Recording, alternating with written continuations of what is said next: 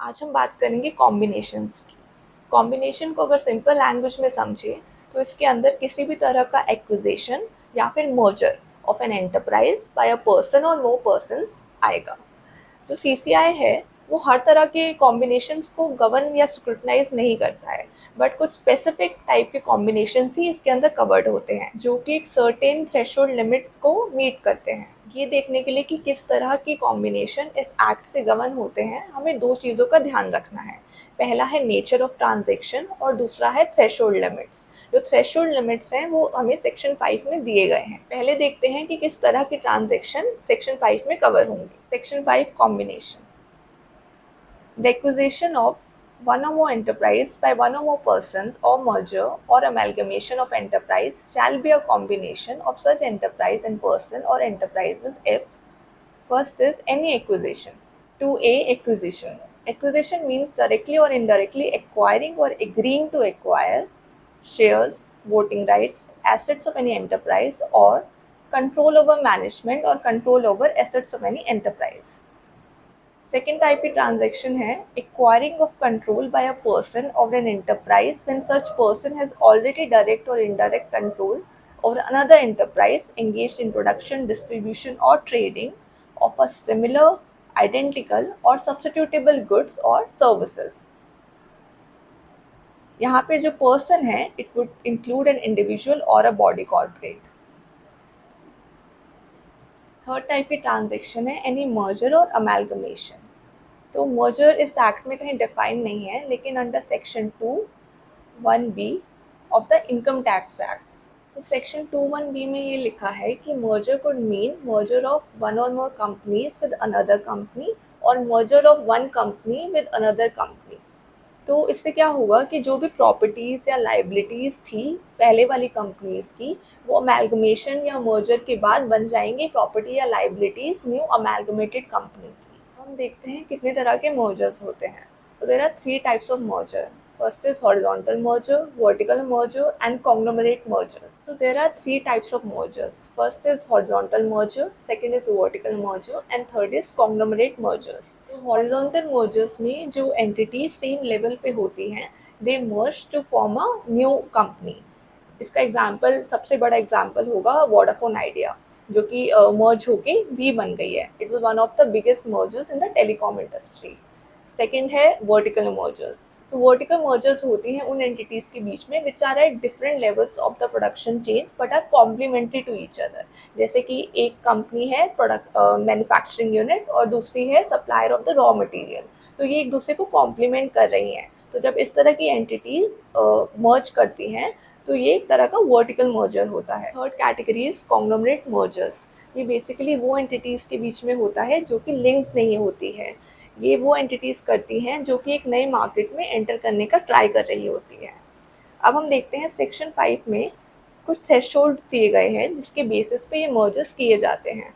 हमने जो भी 3 तरह के ट्रांजेक्शन्स देखे वो सेक्शन 5 में तभी गवर्न होंगे अगर वो एक सर्टेन थ्रेशोल्ड लिमिट को मीट करेंगे।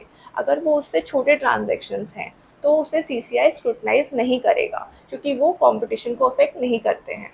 देखते हैं अब क्या है वो थ्रेशोल्ड लिमिट्स। ये जो थ्रेशोल्ड लिमिट्स हैं ये एक एंटरप्राइज या ग्रुप के एसेट्स या टर्नओवर से देखे जाते हैं। ये लिमिट्स हर 2 साल बाद रिवाइज किए जाते हैं in consultation with the commission by the government. ये जो डेटा है ये 2016 के नोटिफिकेशन का डेटा है। Let's see this chart. अगर एंटरप्राइज लेवल पे इंडिया में आपका asset is more than 2000 crore या फिर आपका turnover is more than 6000 crore, तो आप सेक्शन 5 के अंदर फॉल करेंगे। यानी कि आप इस थ्रेशोल्ड लिमिट को मीट कर रहे हैं और ऐसे कॉम्बिनेशन को करने से पहले आपको एक नोटिस देना पड़ेगा सीसीआई में, और फिर सीसीआई डिसाइड करेगा कि ये कॉम्बिनेशन होना चाहिए या नहीं, depending upon its appreciable adverse effect on competition in India. अब हम देखते हैं meaning of control and group under explanation. तो यहाँ पे जो कंट्रोल की डेफिनेशन है, it says that control includes controlling the affairs or management by one or more enterprises या फिर one or more groups। तो एक purposive definition है, यानी कि it is made just for the purpose of the Competition Act and not a general definition। Then next, see group. Group means two or more persons which directly or indirectly are in a position to exercise 26% or more of the voting rights in other enterprise, or appoint more than 50% of the members of the board of directors in the other enterprise, or control the management or affairs of the other enterprise. तो इसका मतलब ये है कि इन तीनों में से अगर कोई से भी कंडीशन फुलफिल हो रही है तो वो two or more enterprise would form a group. Now let's come to section 6, regulation of combinations.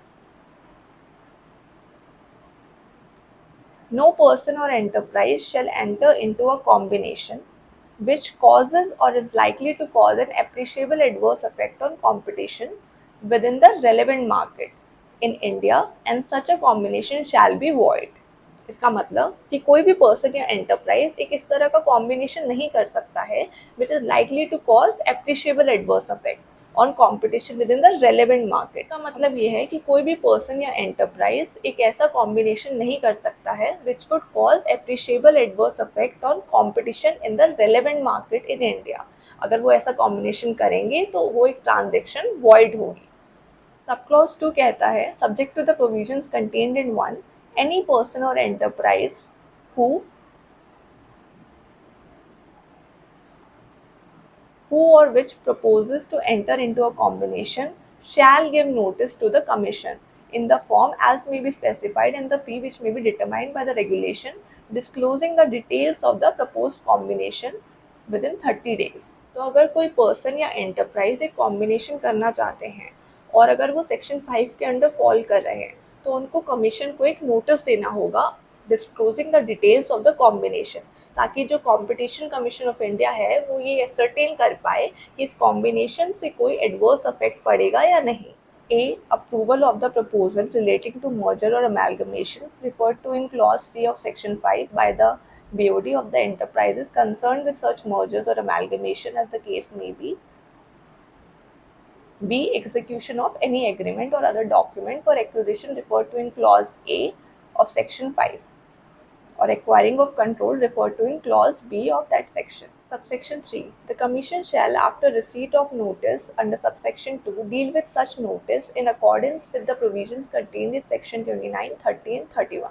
किसी भी प्रपोज कॉम्बिनेशन के रिगार्डिंग जब कोई नोटिस रिसीव होता है टू द कमीशन, उसके बाद वो डेलिब्रेट करता है कि क्या इस कॉम्बिनेशन को अलाउ करना चाहिए, रिजेक्ट करना चाहिए या फिर अलाउ करना चाहिए विद सम मॉडिफिकेशंस. उसके बाद सबसेक्शन 4 और सबसेक्शन 5 में कुछ एक्सेप्शंस दी गई हैं.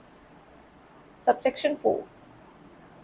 The provision of this section shall not apply to share subscription or financing facility or any acquisition by a public financial institution, foreign institution investor, bank or venture capital fund pursuant to any covenant of a loan agreement or investment agreement. The public financial institution, foreign institution investor, bank or venture capital fund referred to in subsection 4 shall within 7 days from the date of the acquisition file in the form as may be specified by regulation with the Commission the details of the acquisition, including the details of control, the circumstances for exercise of such control, and the consequence of default arising out of such loan agreement or investment, as the case may be. तो इस exception के under आपको कोई ज़रूरत नहीं है to give notice to the commission before entering into a combination. Acquisition के बाद विद इन 7 days आपको बस कमीशन में फाइल करना है the details of the acquisition. ये एग्जेम्पशन इसलिए दी गई है ताकि नॉर्मल कोर्स ऑफ बिजनेस में एंटरप्राइजेस को दिक्कत ना हो टू रेज फंड्स. तो हमने सेक्शन 6 में देखा कि कोई भी पर्सन या एंटरप्राइज एक इस तरह का कॉम्बिनेशन में एंटर नहीं कर सकता है which would cause appreciable adverse effect on competition in India in the relevant market. पर जो कमीशन है वो किस तरह से डिटरमाइन करेगा that it is causing an adverse effect on competition. तो इसके फैक्टर्स दिए गए हैं under section 20 clause 4. For the purpose of determining weather combination would have the effect of or is likely to have an appreciable adverse effect on competition in the relevant market, the Commission shall have due regard to all or any of the following factors, namely actual and potential level of competition through imports in the market, extent of barriers to entry into the market, level of concentration in the market, degree of countervailing power of the market. Countervailing power is basically the bargaining power of the buyer. E. Likelihood that the combination would result in the parties to the combination being able to significantly and sustainably increase price or profit margins. Extent of effective competition likely to sustain in a market. Extent of its substitutes are available or is likely to be available in the market. Market share in the relevant market. Likelihood that the combination would result in the removal of vigorous and effective competitors or competition in the market. Nature and extent of the vertical integration. Possibility of failing businesses. Nature and extent of innovation.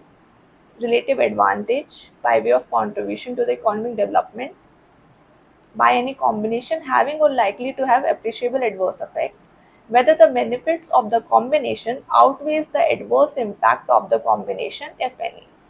So this N is kind of a residuary clause. So there are around 14 such factors which need to be considered to determine whether a combination would cause an adverse effect or not. So according to section 5 and section 6, अगर कोई person या enterprise एक combination में enter करना चाहते हैं which is a kind of a merger और N acquisition, और आप प्रिस्क्राइब लिमिट्स को मीट कर रहे हैं जो कि थ्रेशोल्ड लिमिट सेक्शन 5 में दिए गए हैं, तो आपको before entering into that combination commission को एक नोटिस देना होगा within 30 days of the agreement or the approval of the board of the directors, और उसके बाद कमीशन डिसाइड करेगा कि उस कॉम्बिनेशन को अप्रूव करना चाहिए या नहीं. It will decide on the basis of the factors given under section 20 clause 4 to determine whether such a combination would cause adverse appreciable effect on competition in India or not. तो इसके साथ हमारा section 5 और 6 cover होता है.